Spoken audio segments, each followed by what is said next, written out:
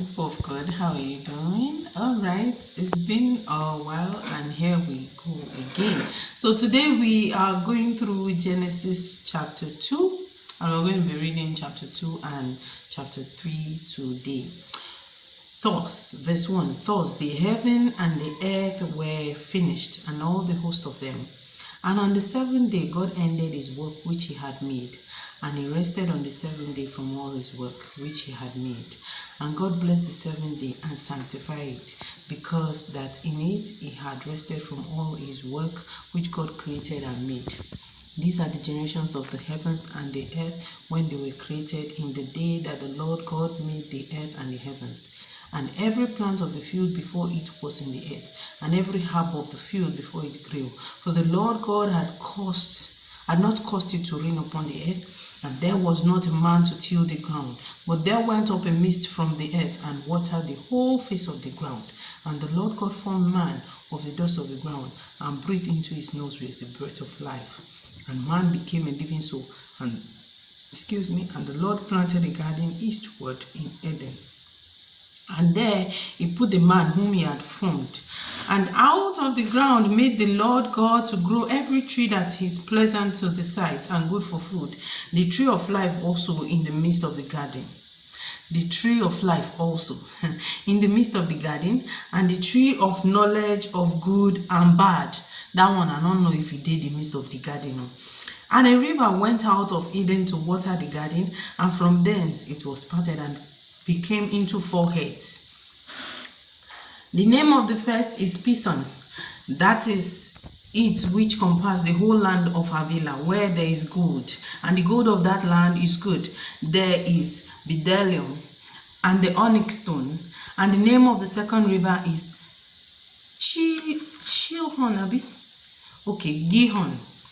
The same is it that compassed the whole land of Ethiopia. Imagine, before they even start naming lands, God himself has named this Ethiopia country. We need to search it. And the name of the third river is Hiddekel. That is it, which goeth towards the east of Assyria. And the fourth river is Euphrates. And the Lord God took the man and put him into the garden of Eden to dress it and to keep it. And the Lord God commanded the man, saying, of every tree of the garden thou mayest freely eat, but of the tree of knowledge of good and evil thou shalt not eat of it. For in the day that thou eat thereof thou shalt surely die. Now, it's not even the fruit of whether dying or not dying. It's the fruit of the knowledge of evil and good. All right. And there's consequence to that they will definitely die. And I guess Adam believed, but then, and the Lord God said, it is not good that man should be alone, and I will make him a helpmate for him. And out of the ground the Lord God formed every beast of the field and every fowl of the air, and brought them unto Adam to see what he would call them. Jesus. And whatsoever Adam called every living creature, that was the name thereof. Whatsoever Adam called them, so it was. Anything you call anything, so shall it be. Even what you're calling yourself.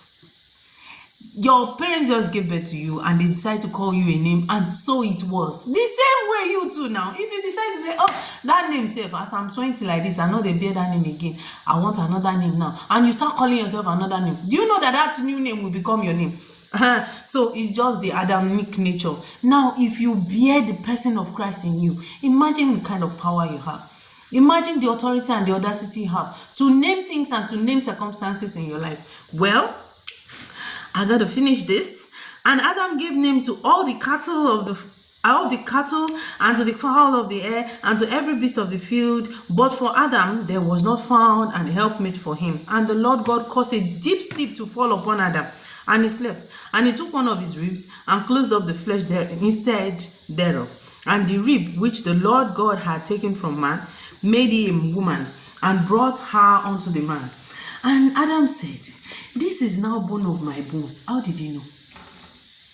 And flesh of my flesh.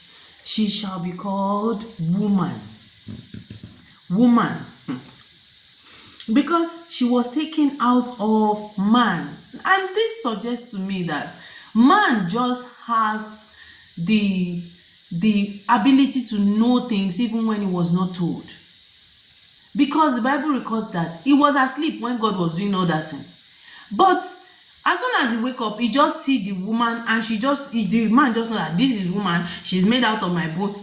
Who told him? But he knows, and what he knows was the truth. Therefore shall a man leave his father and his mother, and shall cleave unto his wife, and they shall be one flesh. Now, who said this? Is it Adam or be God? And they were both naked, and the man and his wife, and they were not ashamed. This is the Genesis chapter 2. See you in chapter 3.